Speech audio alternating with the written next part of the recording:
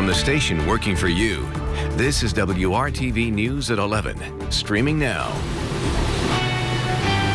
It's been a possibility since the beginning of this unprecedented school year, and by the end of the month, all Marion County students will be out of the classroom and back to virtual learning.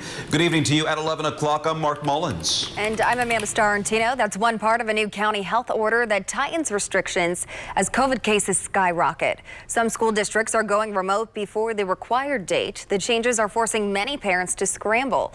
WRTV's Cornelius Hawker shares how some are coping and where you can find resources.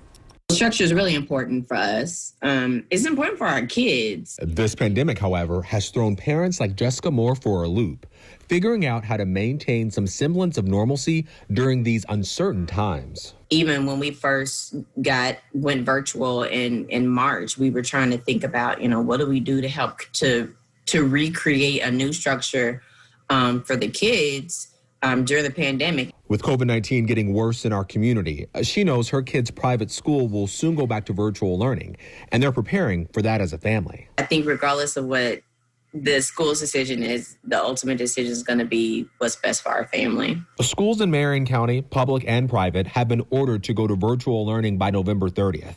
This order will last through January 15th. Jessica hopes the government steps in to offer some help during this time because she knows so many folks are going to struggle with this change.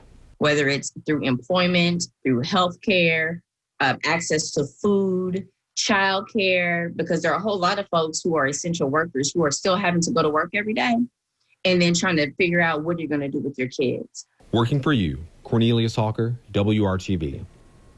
There are currently 3 community learning sites open across Indianapolis where parents can bring their students for a day of free supervised e-learning. Those sites were recently extended through December 17th.